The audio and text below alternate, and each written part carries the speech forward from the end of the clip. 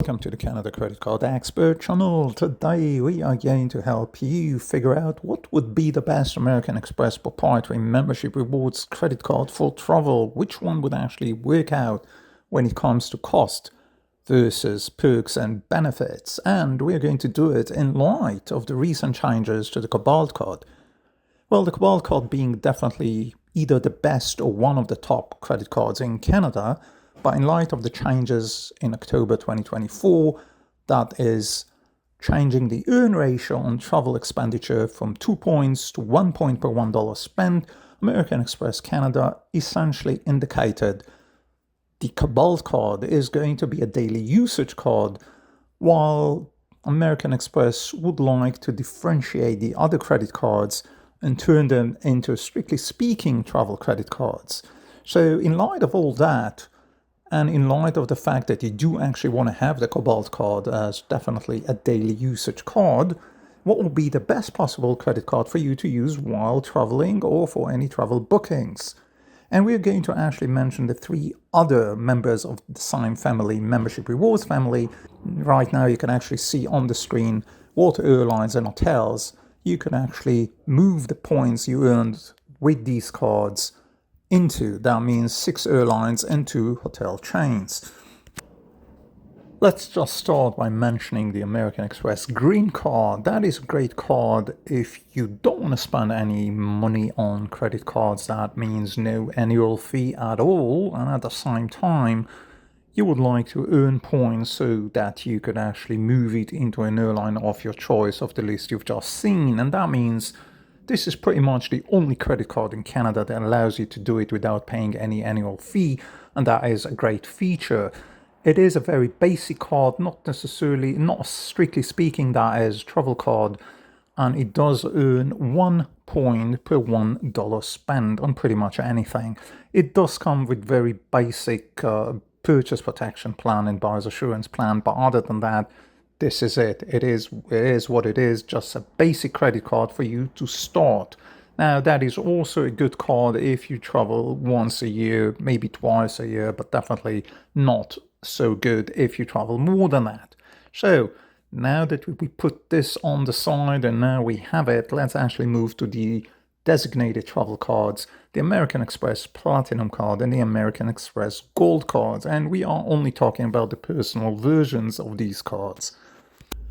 So let's start with some numbers. The American Express Gold card, $250 annual fee, and their Platinum card, $799. But we are going now to dissect these numbers into what we would deem to be actual value versus individualized value, and we're going to talk about it in just a moment. Essentially, you are getting travel credit from American Express to the tune of $100 if you got the Gold card and $200 if you got the Platinum card. That means you should actually go to the American Express travel portal and use it for any hotel or car rental booking. And that means essentially the Platinum card would cost you $799 minus $200, which is $599, and then the Gold card $250 minus $100, which is $150. That is getting slightly better. What other values, like fixed values, could you actually put on it? Well, you could put the Nexus credit that you are getting from American Express, but the issue I'm having with that, a lot of us are not going to use it. So if you do use it, you do have some more cash to actually write off the annual fee, and that means the $799 and the $250 respectively, to the tune of $100 for the Platinum and $50 for the Gold card. Get with the Platinum card, that is the $200 dining credit. Then we are talking about, some of us would actually put $200 value on it. At the restaurant, you're going to pay $200, but at the same time, a lot of us don't actually think this is a $200 credit per se, because we would possibly not use it for a $200 restaurant.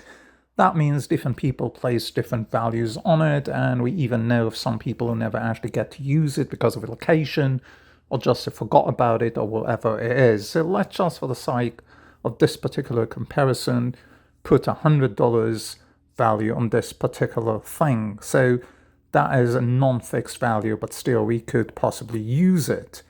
So the $7.99 is now $4.99, and that means that for $499, or we would like to look at it, is pretty much $500 a year. You're getting all the other perks that the Platinum would have over the Gold card.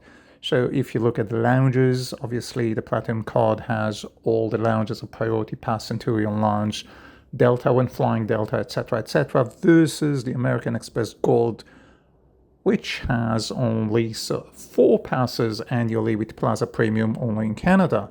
Now, that depends how much you travel. Again, if you travel once, twice, or thrice and you use the Gold card, that could be sufficient. But if you do travel twice or thrice and you require a little bit more in terms of lounges, especially if you travel more than 3, 4, 5 times a year, then what we are talking about is the other perks of the Platinum card, and there are a few that you really want to consider because they will actually even out the score, so to speak, between these two credit cards.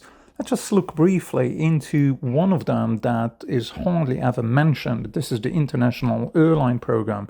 Pretty much an amazing program that allows you to save what we see an average of anywhere between 5 and 15% of flights when they depart from Canada or arrive in Canada, with a list of airlines you can actually see now on the screen, and that is under the condition that it is not in economy class. So the one condition is this is either premium economy, business, or first, and you'll be getting 5 to 15% on average discount if you book it through Amex Travel. Now, this is pretty much amazing, and that by itself could save you a few hundreds of dollars each year. The International Airline Program, which is exclusive to the Platinum card.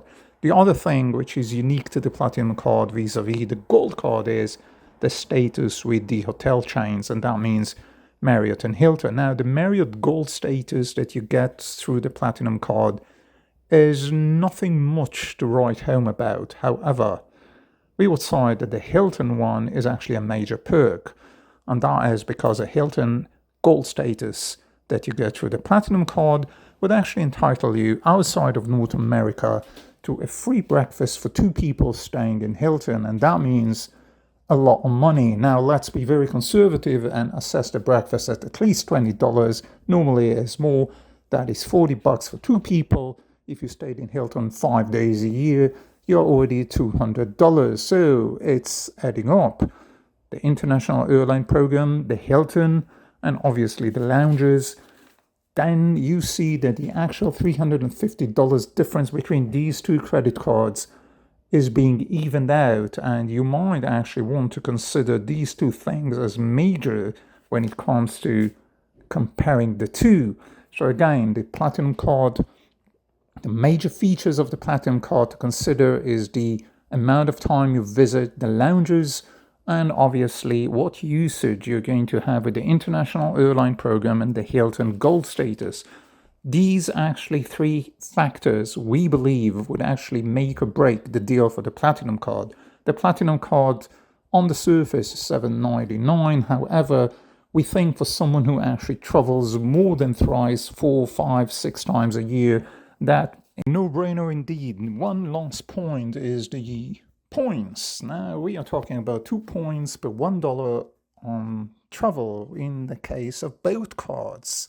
Now, in the case of the Gold card, you would earn 2 points also on petrol and groceries, while in the case of the Platinum card, you would earn 2 points in the case of restaurants and dining.